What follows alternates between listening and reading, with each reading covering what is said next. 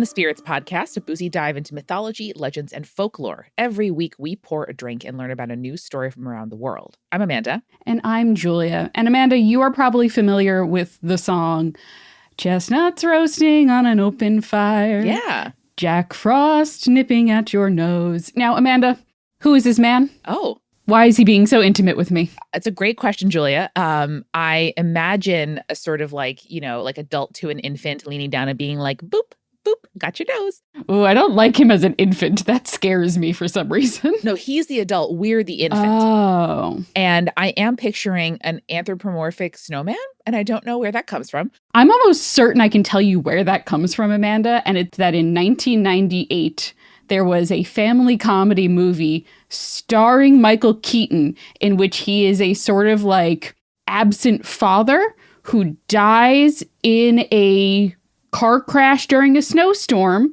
and then is reincarnated as a snowman. What bills did Michael Keaton have in the mid-90s that led to this catastrophe? There's no good reason. He was Batman only a few years before this. That's a great point. Damn. Okay, that's probably why you're picturing an anthropomorphic snowman. But yes, that's all I got. I don't know why he's in my house. I don't know why he's fascinated with my nose, and I would love to know more. Yes. So if you are listening to this episode, you almost certainly have heard the name Jack Frost, and I'm sure there is a variety of different images that are popping into your head when you hear that name. For Amanda, it's an anthropomorphic snowman. For a lot of Tumblr folks, I'm sure you're thinking of that horny version from Rise of the Guardians, Don't Even Play With Me. But it's a character that has become a bit of an icon for the winter season, from the Rankin Bass TV specials to Martin Short in wild makeup during the Santa Claus 3. He has appeared in comics, in novels, even horror movies, which I just said there's a 1998 movie called Jack Frost. There's also a 1997 movie called Jack Frost, which is wild because it's a horror movie. It's about a serial killer who gets turned into a snowman and just keeps killing people as a snowman. There's a lot here, Julia. I'm excited to get into it. But Amanda, where, as we always ask, did this personification of the freezing cold come from? And almost as it always is with spirits, it's something of a twofold question, right? So Jack Frost, the incarnation that we think of nowadays, seems to have been first mentioned in 1734 from an English book called Round About Our Coal Fire, or Christmas Entertainments. Okay, that fully sounds like an SNL parody of a old-timey BBC radio program. Amanda, I found this online, this book, and had to read it. And it was like old enough that the scans have, you know, when they kind of turn the S's into F's in old printing? Damn. It was that old where the S's were turned into F's. So specifically, the quote from this book that mentions Jack Frost is, "This time of year," and I have to specify when you're reading this, it's like capital T, lowercase o, capital Y for year. So this time of year, being cold and frosty, generally speaking, or when Jack Frost commonly takes us by the nose, the diversions are within doors, either in exercise or by the fireside. Okay, makes sense as a framing for a book about stories to tell around the hearth. Mm-hmm. But I mean, I guess apart from just your nose being one of the first things to get cold when it's cold, why is he nipping at my nose? That's a good question, Amanda. And I think you kind of have nailed it in terms of like why they refer to the nipping at the nose or nipping at your fingers. That is definitely like where you feel the cold first when you're feeling cold, right? Also, this book is wild. It is basically like an entire treatise on how people of the time would spend their winters, which I guess is interesting, but not super relevant to what we're going to be talking about today. But I think it is interesting because it is our first, as far as I could find, reference to Jack Frost being written down. But apparently it was a well-known enough figure for this book to reference it without any further explanation, which means that the idea of Jack Frost, the character of Jack Frost, was well known enough in the canon of at least English literature and English society to be mentioned in that way. Makes sense. Also that Jack is such a kind of go-to name of like, oh yeah, like, you know, Mr. Anyone. Like that is kind of just a go-to for some name describing some man and some incarnation of a subject. Yeah, exactly. I mean, we just talked about the jack-o'-lantern recently in an episode, right? And the idea of like Jack as this stock character, as this sort of like essentially shorthand for like lad, is something we see often in English folklore. Okay, if anyone is dressing up for the winter solstice this year, consider Frost Lad. Frost lad. Oh, Amanda, we'll get to people dressing up as Jack Frost in a little bit. Hold on. Oh. You always guess my stuff before I get to it. I love it.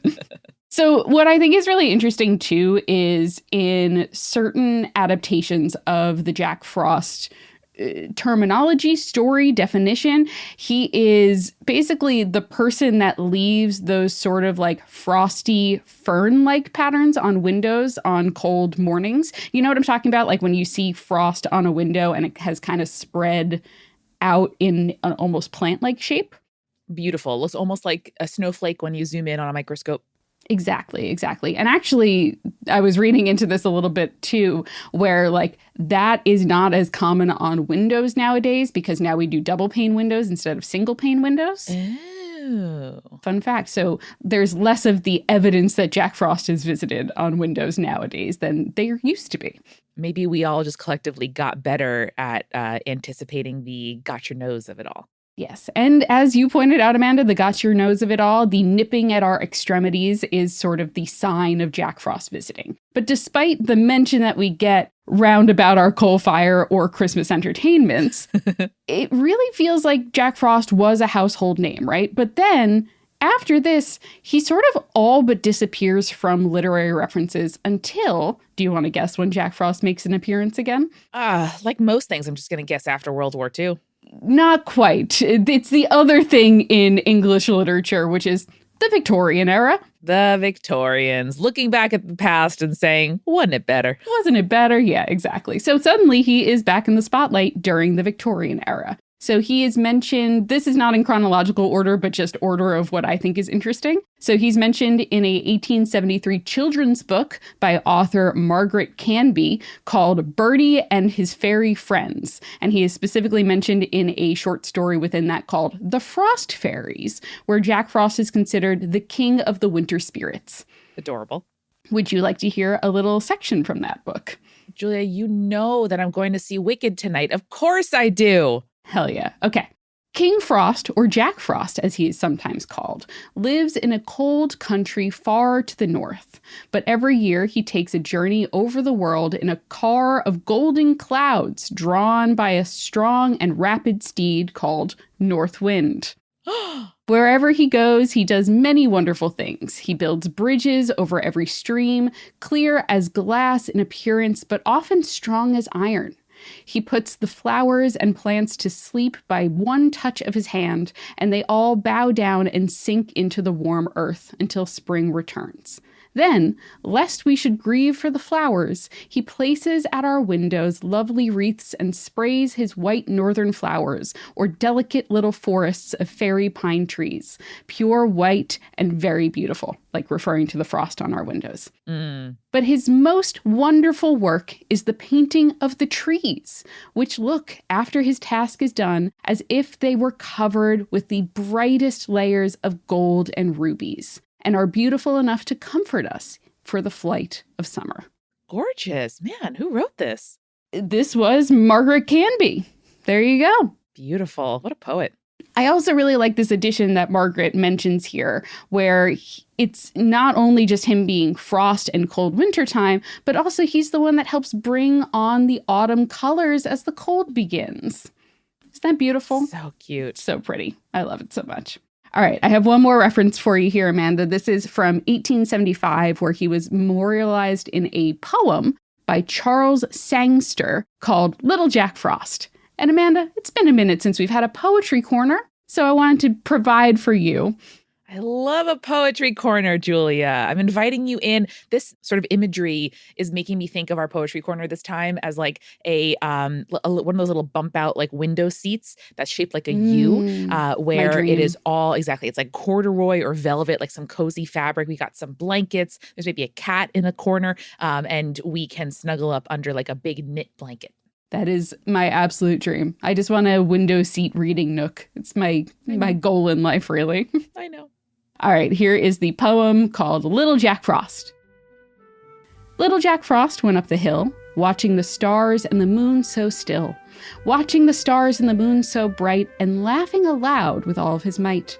Little Jack Frost ran down the hill, late in the night when the winds were still, late in the fall when the leaves fell down, red and yellow and faded brown. Little Jack Frost walked through the trees. Ah, sighed the flowers, we freeze, we freeze. Ah, sighed the grasses, we die, said Little Jack Frost, goodbye, goodbye. Little Jack Frost tripped round and round, spreading much snow on the frozen ground, nipping the breezes, icing the streams, chilling the warmth on the sun's bright beams.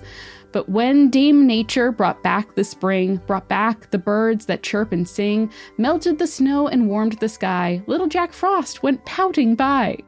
The flowers opened their eyes of blue, green buds peeped out and grasses grew. It was so warm and scorched him so, Little Jack Frost was glad to go. Okay. Pretty cute. Mischievous. We don't often get a lot of rhyming poems here in Poetry Corner, but hey. Is this how people feel about dancing who aren't me? Where like your body just like moves to a rhythm? I love a rhyming poem, Julia. And I'm going to say it. I think I should have been made to memorize more poetry in my schooling. I think we all should have. That should have been just part of our education, honestly. Used to be. Just like cursive, but they brought that back. That's good. Yeah. As someone with like hand problems, it helps me to write in cursive. So I appreciate it. Jake feels the same way. He's like, it's so much easier and I get more done when I'm writing in cursive. I'm like, fair enough. What a Renaissance man. He really is. So Amanda, even Frank L. Baum, who is the author of The Wizard of Oz, as you might know, got in on the action with his portrayal of Jack Frost in a short story called The Runaway Shadows, or A Trick of Jack Frost. Oh. I love when stories have like, it's the first title, or a second title. It is really good. It's like the movie poster for the book, you know what I mean? And not the book cover, but it's like a good movie poster tries to give you the title, but also like an intriguing little hook. And I think that that's really what the subtitle does. Also, by the way, the thing I miss most about college was titling my own papers and just going for it, going kind of buck wild. I love when I stumble across a paper while I'm doing research and the title is just like, ooh, you thought a long time about that one. I love that for you. Yeah, in the shower or in the middle of the night or at the gym, suddenly the person was like, oh my God, this is the perfect play on like Freudian disassociation and, hip hop or whatever. Exactly. I love it. So in this story from Frank L. Baum, Jack Frost is a mischievous figure. He basically freezes children's shadows so that the shadows can separate from their child and then run off on their own adventures. Oh my God, dream. I mean, maybe not for the child. I don't know. I am freaked out by shadow stuff. I'm not going to lie to you. But I think imagining what a shadow gets up to when freed is pretty fun. So as you can kind of see here, the portrayal of Jack Frost is that of almost like sprite-like figure. He is definitely a bit of a nature spirit, though he is slightly more of a noble and likable figure. A lot of times his mischievousness is not evil. Yeah. But there is, Amanda, a way that he is portrayed in the 19th century that I find really interesting because notably he is evoked during the Civil War. Oh? And not as the sort of like trickstery, fae-like creature that we're thinking of, but rather as a Union major general. For the Union? For the Union. He was not a Confederate. Okay. It's good. Okay. That's good, because I was going to say, geographically and climate-wise, doesn't make any sense. Amanda, his most famous portrayal of this version of a like Army Jack Frost comes from Harper's Weekly on October 5th, 1861. Oh my God. And so I just sent you an image of what it looks like. It's kind of giving like in the Pirates of the Caribbean with the seaweed man, you know what I mean? Yeah, the Davy Jones. Yes, riding a very spiky horse. This is like an icicle horse? Yeah. Is this getting at like cold ripping through the southern battlefields and startling the Confederates? Oh, yes, Amanda. So this is illustrating a quote that was pulled from a speech from Benjamin Butler, who was a major general in the Union Army during the Civil War. And Butler claimed that the Confederate Army wouldn't be able to face the coming cold of the North. So here's the quote. Our faithful old ally of the North, General Jack Frost, all caps, shall come and clear away the malaria of the South, and we shall march southward from this place, and there shall be no footsteps backwards until this rebellion is crushed out of this union. I need a scholar to draw a line between General Frost and Uncle Sam in Kendrick Lamar's Super Bowl halftime performance. I need it, Julia. I'm sure someone out there maybe could do that for us. I need it. Okay, incredible. There are also a couple of other references to Jack Frost during the Civil War, mostly in the hope that like a colder winter brought by Jack himself might kill off the diseases that often would sweep through troops during the hotter months of the year. Yeah, Valley Forge, great time, great battle, great just memory for us. Totally great. And don't worry about it. And definitely not everyone's freezing to death and losing limbs because of frostbite. And eating horses. Yep. All right, Amanda, there is one other thing that I want to mention. Uh-oh. And that is Susie Snowflake. Now, a little peek behind the curtain. Before we started recording this, I told Amanda, I think I went down a little bit of a rabbit hole in this. I don't know. It feels a little manic. And it kind of went off the rails when I discovered Susie Snowflake. Okay. Can I make some predictions? Okay. I think this is heteronormativity coming for Jack Frost, and they are attempting to give him a busty wife. That's first prediction. She's busty in some way. Mm-hmm. Second prediction, some drag queen has done a Susie Snowflake performance, and if she hasn't, ladies, I know you're listening, you should. Get on it. Third, there is something about like their romance or courtship that brings about the spring. Okay. I love this. Thank you. Those are great guesses. So this is a stupid thing I found on Wikipedia while I was searching it. And when I do Wikipedia searches and stuff like that, it's so that I can find sources that I can then quote for these episodes, right? Of course. Susie Snowflake is supposed to be a snowflake personified. And it seems to be a character originating in, of all things, a 1953 song. Okay. Now, Susie Snowflake was written by Sid Tepper and Roy C. Bennett, which is a duo that wrote a ton of songs for Elvis. And it was performed by Rosemary Clooney, who is probably like most famous, at least in my mind, for her song Mumbo Italiano. Hey, Mumbo, Mumbo Italiano, you know? Okay, here are I bring that one back too. It's a really good one. Here's a little sample of the lyrics, which is, here comes Susie Snowflake, dressed in a snow white gown, tap, tap, tapping on your window pane to tell you she's in town. Okay, I'm going to say I get half points for busty because gown implies bust. Yes, fair. So this is a figure that also weirdly is a little bit of a local legend for Chicago specifically. Whoa. Now, there's a 1953 video that was introduced with Susie Snowflake, the song, that was played almost exclusively in the Chicago area. 1953 video? 1953 video. And it was like not stop motion action. Like it wasn't like claymation or anything like that, but it kind of was. Like there's no real people in it. Okay. It's just kind of a doll of this Susie Snowflake. You can find it online. Yeah. I'll link it in the director's commentary for our patrons. It's wild. So the Chicago internet seems to have a lot of fond memories of Susie Snowflake. Apparently, like the local stations will still play it occasionally. Oh my God, this is like local commercial lore turned up a notch. Exactly. Now, I bring her up because there are claims, again, this is the Wikipedia rabbit hole that I went down, that she is either in a relationship with or married to Jack Frost. Let's go. I cannot for the life of me figure out why people think this, because the article that I did find mentioned the two of them like together. Like, so the Wikipedia page cites this article being like, this is the wife of Jack Frost. And I'm like, okay. And then I clicked through to the article and it's about a man who for the past 17 years has dressed up as Jack Frost in Frostburg, Maryland, and does it with his wife, Jackie Frost, and their children, Susie Snowflake, Jack Jr., and Jack Frost. Jack is insane. Now, I don't think that's any of their legal names. No, but I mean, some of them may still be living. They are? No. This guy has been doing it the past 17 years, Amanda. He's still a real dude. Right now. Amanda, you can go on Instagram and follow his account. It is jack.frost.berg.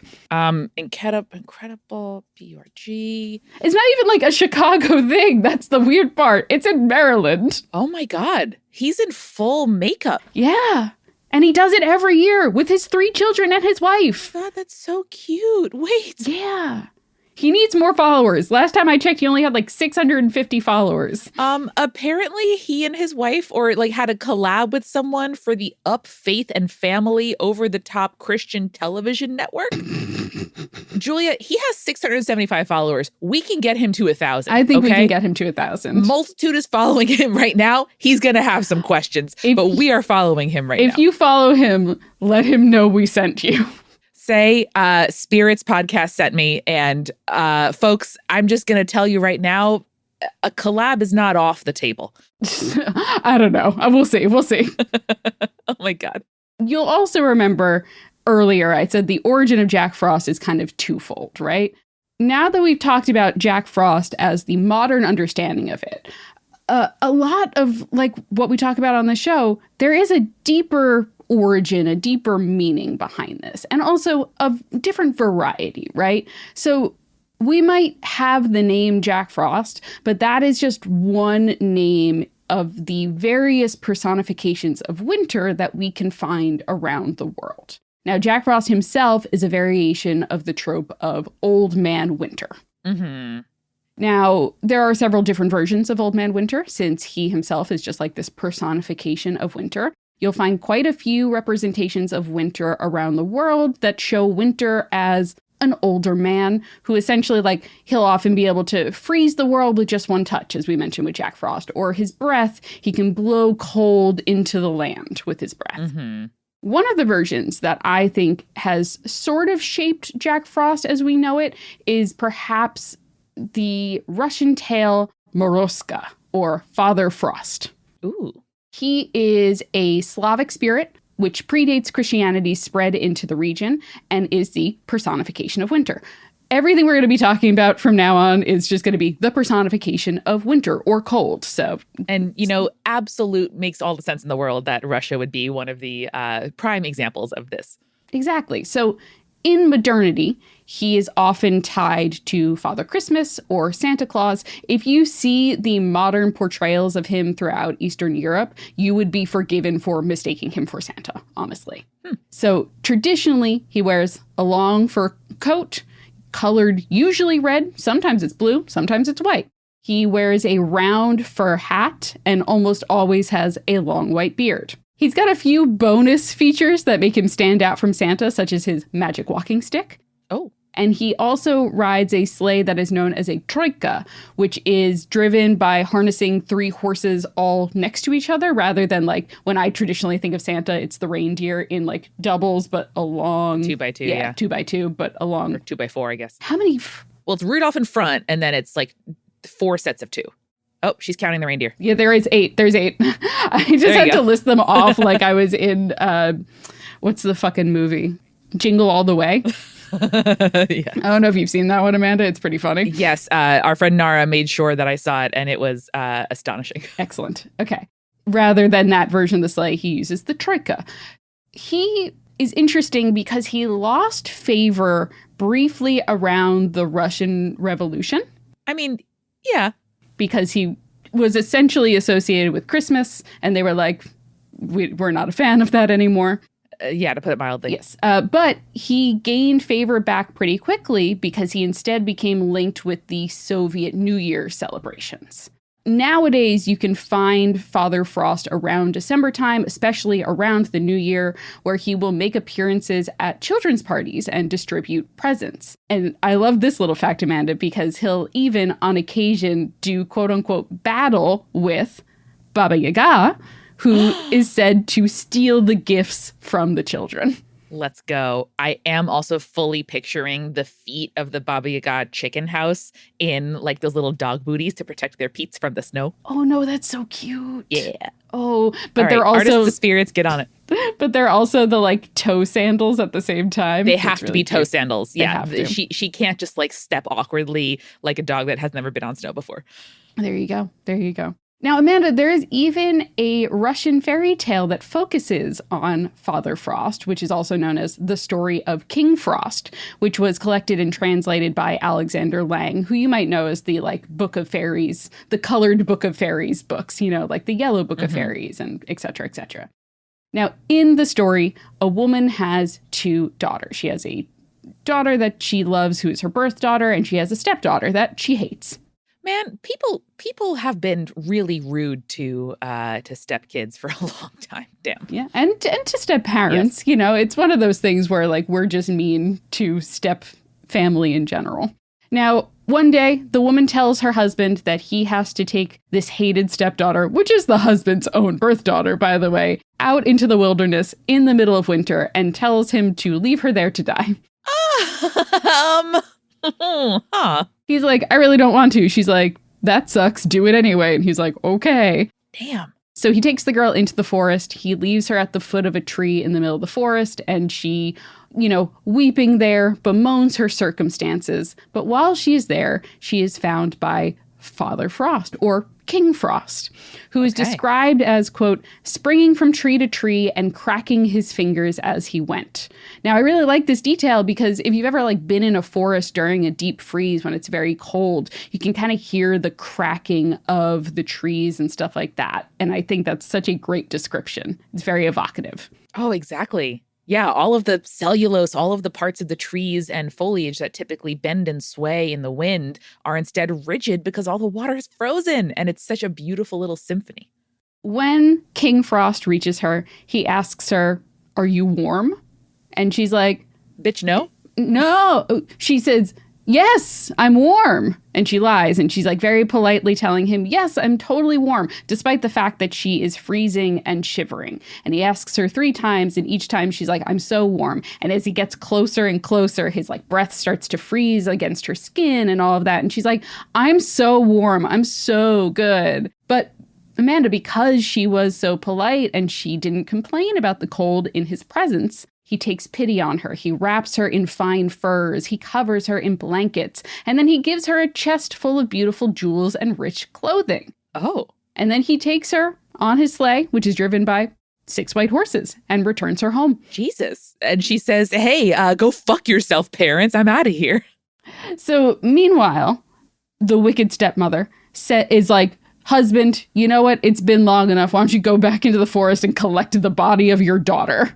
Yikes. But before he can do that, the daughter returns with her jewels and her finery. And the stepmother is like, "Holy shit, this is a great gift you've been given." The daughter tells her, "Oh yeah, so I went to the forest and I met King Frost and he gave me all these things." And the stepmother's like, "Huh, interesting. I bet we could do this twice." And so she says to her husband, "Take our other daughter, leave her at the tree that you specifically left this girl at. You know, the tree where we leave the kids we want to kill." And she'll be able to get this cool stuff too." The father does the same, leaves the daughter there, and King Frost comes and asks if she is warm. And she responds, "Of course I'm not warm. I'm freezing. Can't you tell?"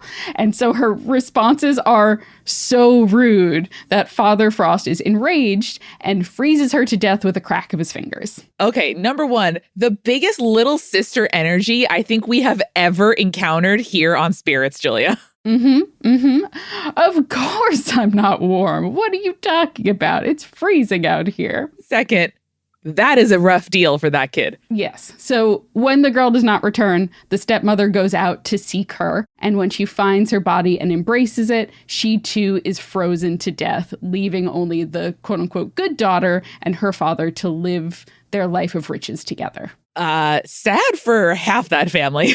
Well, yeah, I guess.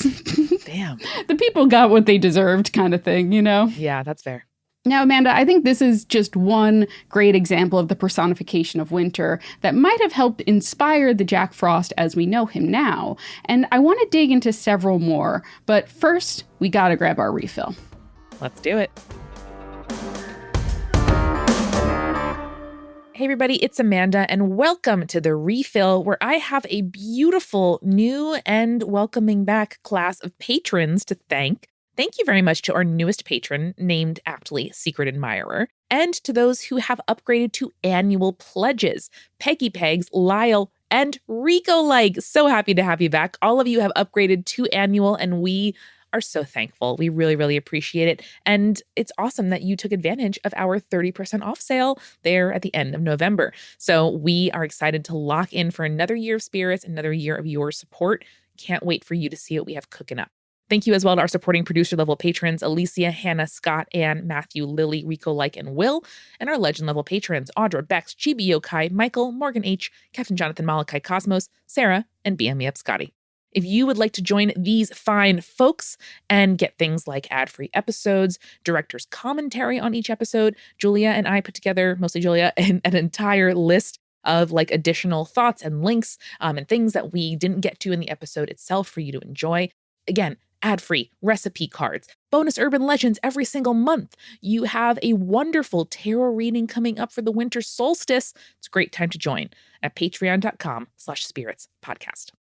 Always a ton of stuff happening over at Multitude, our podcast collective. And this week, I want to shout out the other podcast I make every week, Join the Party. This is an actual play podcast with tangible worlds, genre-pushing storytelling, and collaborators who make each other laugh every dang week. Two of those collaborators are me and Julia, joined by GM Eric and our friend Brandon. And we welcome everybody to the table, from longtime TTRPG players to people who have never touched a role-playing game before.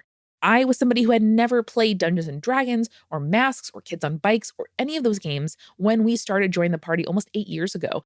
You get to hear me learn how to play right along with me. And hopefully it gives you an excuse to pick up a TTRPG to play pretend with your friends as well. So come on over. You can start with any of the 4 completed seasons we have, or the current season we have going on right now, which is season 5 in your podcast app. So come on over, go to jointhepartypod.com or subscribe to Join the Party in your podcast app now. We are sponsored this week by Blueland because the holidays are all about creating a cozy and safe home. And one of the ways I do that is making sure that all of the cleaning products I use are not going to irritate anyone's sensitivities or allergies, which my grandma, who I share a home with, definitely has. And so that is why I have made the switch to Blueland across all my cleaning products, especially during the holidays when many of us are spending more time cooking, hosting, and cozying up the indoors. Blueland products meet the highest standard of clean. They're effective yet gentle on people and the planet. In fact, Blueland was named an EPA Safer Choice Partner of the Year. From cleaning sprays and toilet bowl cleaner to dishwasher and laundry detergent tablets, Blueland's formulas are 100% microplastic free, made with certified clean ingredients free from chlorine, bleach, and harsh chemicals that are safe to use around me and my grandma and all my plants that are in the house. You will love not having to choose between the safe option and what actually gets your home clean. And folks, it smells really good. I absolutely love the winterberry scent, by the way, which is one of their new hand soap options. Delish. Stock up on sustainable cleaning products for yourself or to give a beautiful, sustainable gift to your friends and family this holiday season. Go to blueland.com/spirits and save up to 30% during Blueland's holiday sale. Don't wait, folks. They only do this sale once per year. That's 30% off during Blueland's holiday sale by going to blueland.com/spirits. blueland.com/spirits for 30% off. We are also sponsored this week by Uncommon Goods. The holidays are almost here, and if, like me, you still have people to shop for, I'm going to invite you and myself not to panic. Uncommon Goods makes holiday shopping stress-free and actually joyful, with thousands of one-of-a-kind gifts that you can't find anywhere else. You'll discover presents for folks on your list that feel meaningful and personal, never rushed or last minute, because Uncommon Goods looks for products that are high quality, unique, and often either handmade or made in the US. Now, they have something for everyone. I think it is so cool that I was able to find a very, very beautiful gift for my dad, who is hard to shop for, who loves architecture and books. And I got a beautiful edition of like a coffee table book all about one of his favorite architects. And I love that because whether you are shopping for your dad or like someone in your life who is a foodie or a teenager and you're like, what the hell do teens even like right now? You will find unforgettable gifts on Uncommon Goods that are anything but ordinary. And they also give back $1 to a nonprofit partner of your choice with every purchase you make at Uncommon Goods. So don't wait. Make this holiday the year you give something truly unforgettable. To get 15% off your next gift, go to uncommongoods.com/spirits. That's uncommongoods.com/spirits for 15% off. Don't miss out on this limited time offer. Uncommon Goods, we're all out of the ordinary.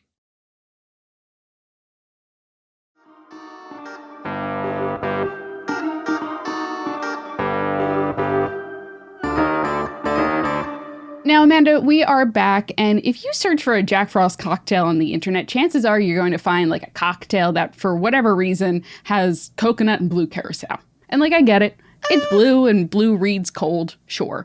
But I think a real Jack Frost cocktail should have some sort of like minty cooling sensation when you drink it, because Jack Frost is supposed to be nipping at your nose, nipping at your extremities. If Jack Frost is nipping at my tongue, Julia, we have a bit more of an intimate relationship than the average Jack Frost and the average winter goer. Listen, if a man is nibbling at my nose, chances are we've already kissed or we're going to be kissing soon. That's fair. That's fair. So I'm going to suggest for this one a martini-style cocktail that's got a little bit of a mint bite. Fresh mint, though. No creme de menthe for me, personally. So this is going to be a nice botanical gin. If you can find something that's super juniper forward, I would use that. A little bit of dry vermouth, a splash of elderflower liqueur, and then a dash of yellow chartreuse, just to make it a little bit more complex. Delish. And like many sort of martini-style drinks, you can put it in a frosted glass. Mm-hmm. Or you can batch it and put it in your freezer. Freezer martini, one of the best types of martini. Very true.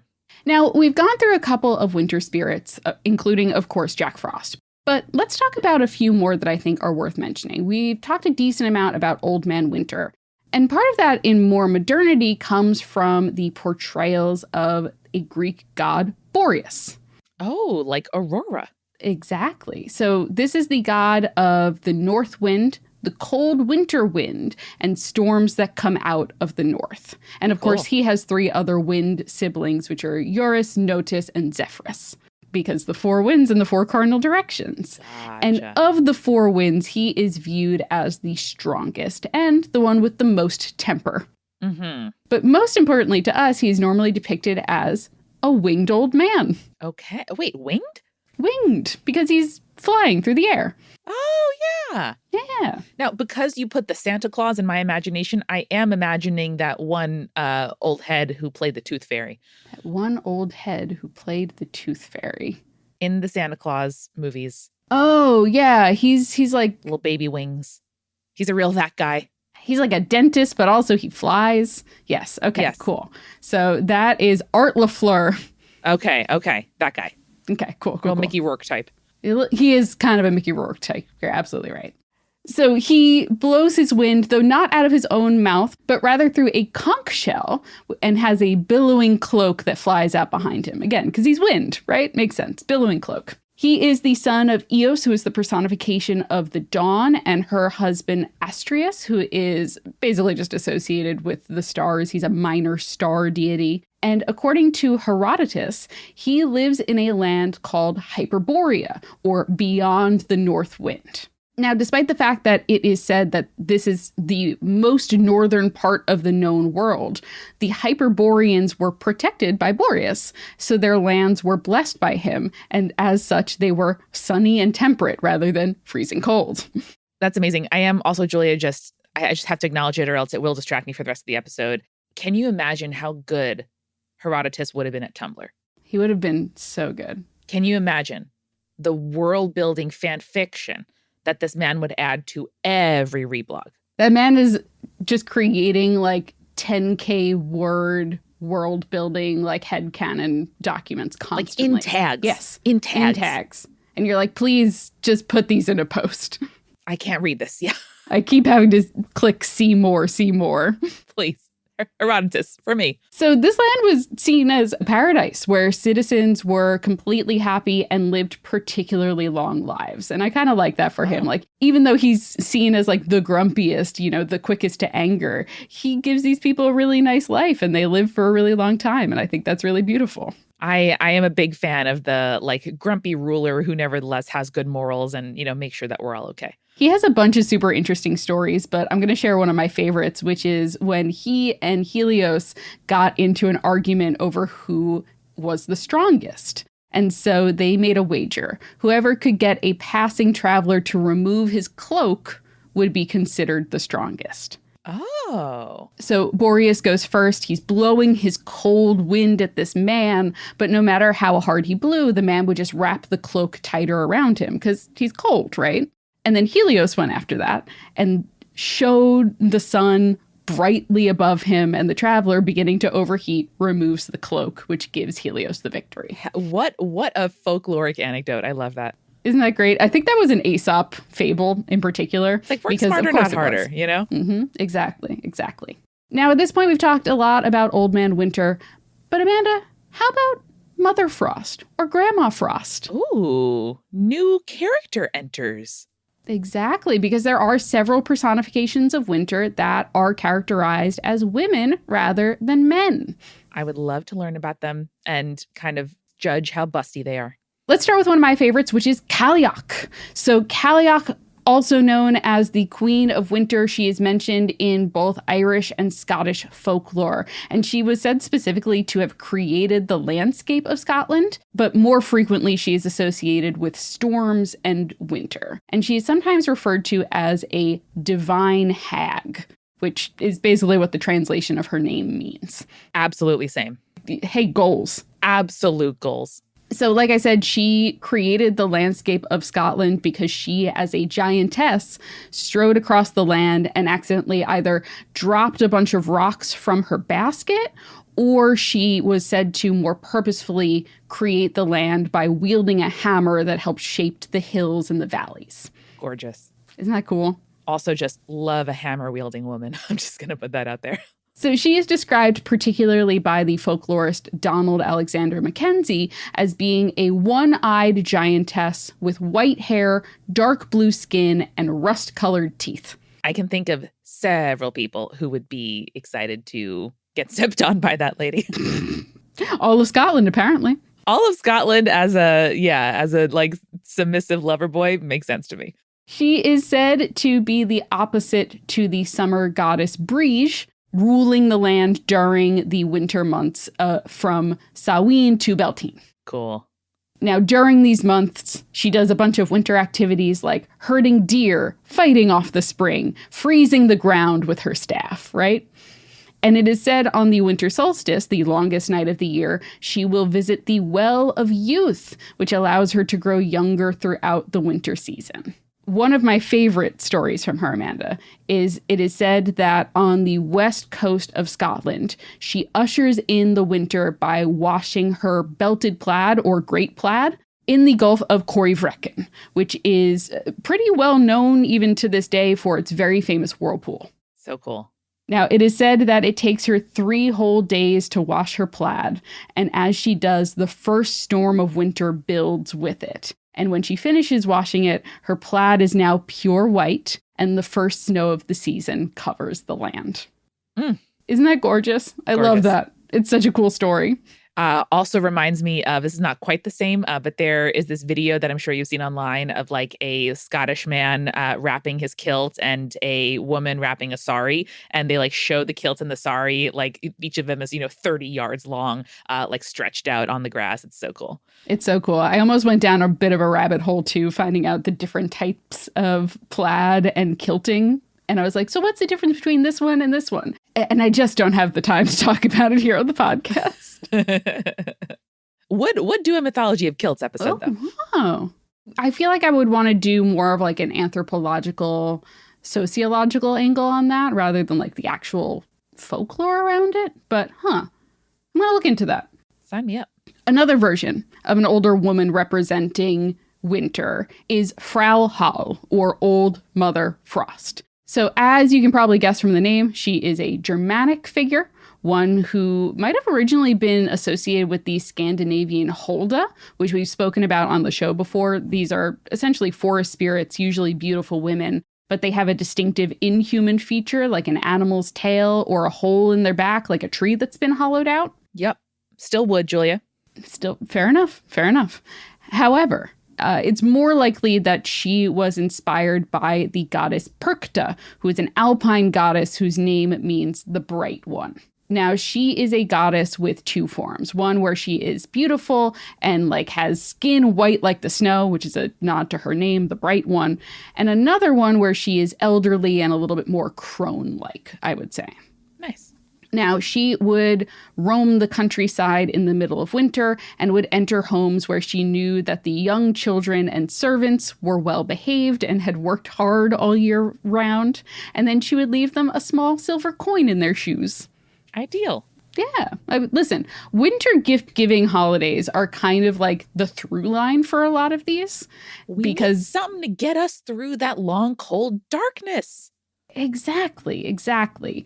However, Amanda, if she comes across a household where the children were not good or the servants were not well-behaved and industrious, she would enter the homes, slit their bellies, remove their guts, and then stuff them full of straw and pebbles. Oh my God. That's bad. Yeah, kind of brutal, I would say, compared to some of the other winter gift-giving spirits that we've talked about on the show before.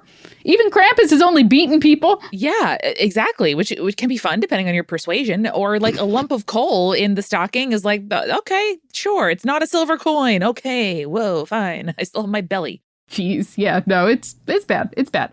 Wow. But Frau Hole is a little bit of a kinder spirit. There is a story of her told by the Brothers Grimm, which most likely popularized her in modernity. So the story goes that once there was a rich widow who had two daughters. One was her birth daughter, one was a stepdaughter. This is going to sound really familiar.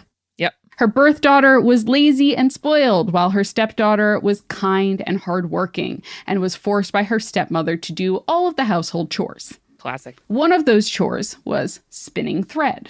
Every day, she would sit by the well of the house and she would spin. Now, one day, she was spinning by the well and she pricked her finger on the spindle.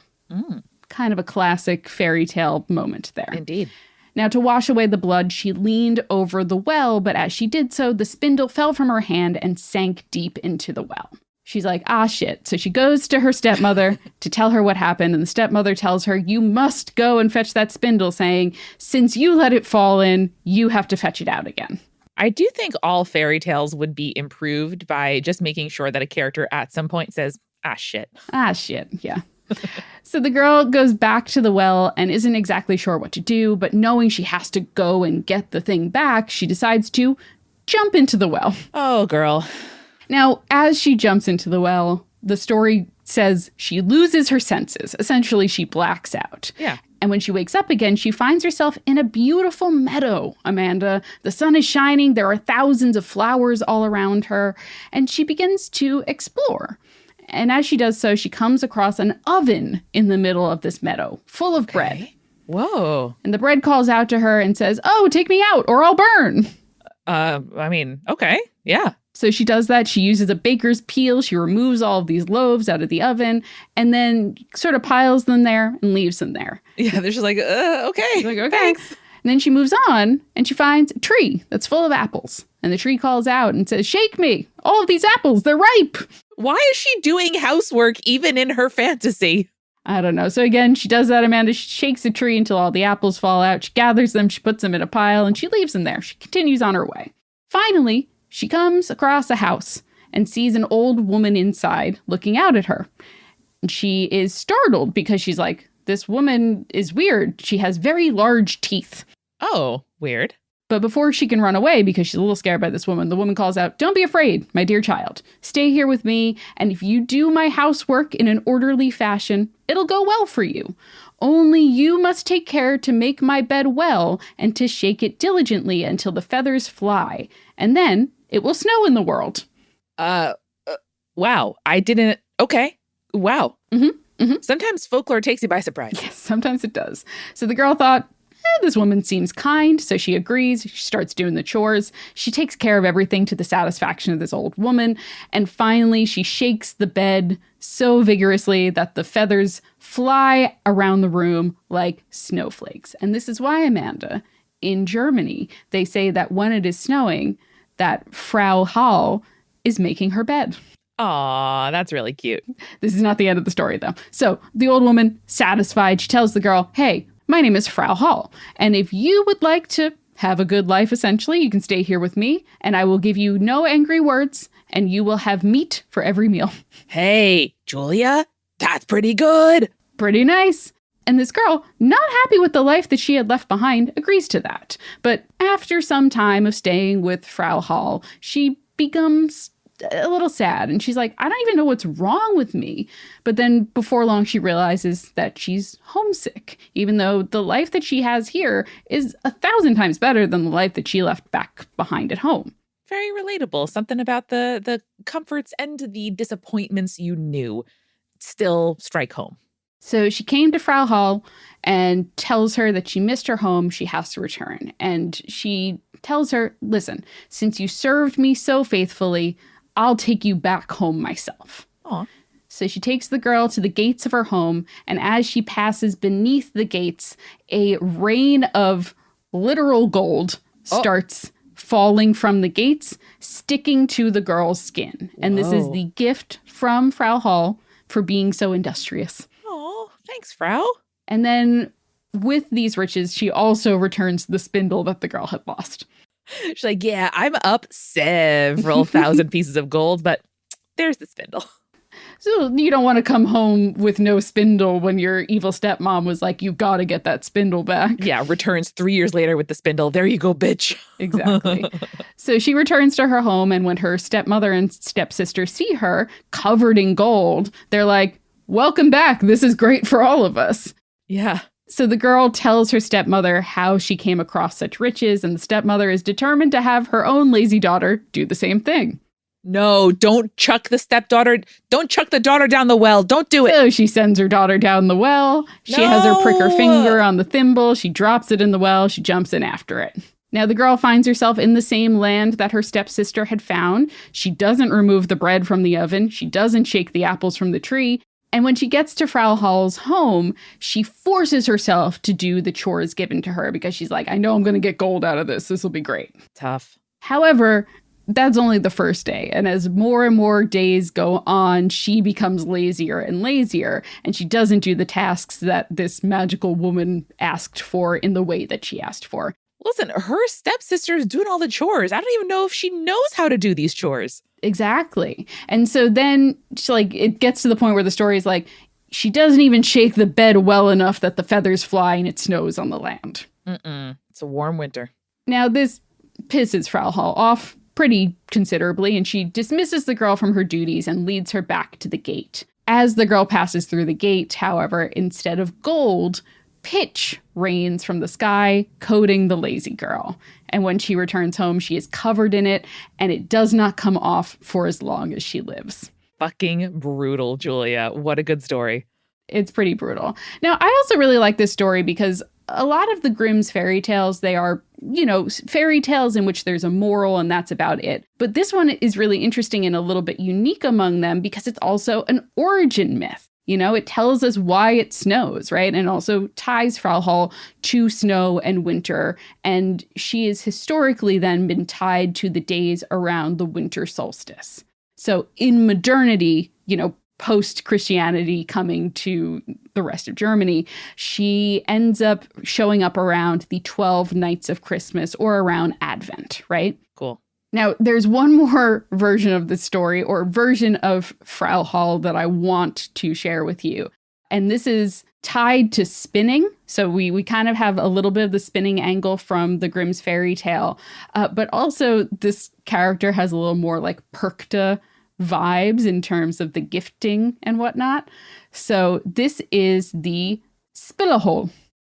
Now, she is, for lack of a better phrase, a hag who carries around a bundle of stinging nettles with her and is used essentially as a boogeyman of sorts for children who are put in charge of the spinning. Now, when I'm talking about spinning, we know what I'm talking about. It's like turning fiber into thread or yarn or whatever. Tedious, very necessary. Kids did it a lot, and women, because smaller your fingers, the easier the spinning. Exactly.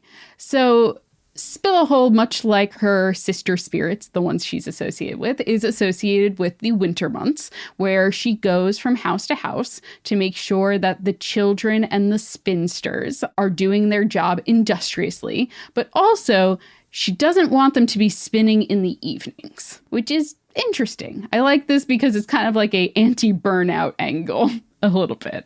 Yeah, right? It's like, hey, you gotta, take a break. I like that personally. So if she arrives and the work isn't done or people are spinning at night when she arrives, she will steal away the person who is doing that, whether that is the spinster or the children.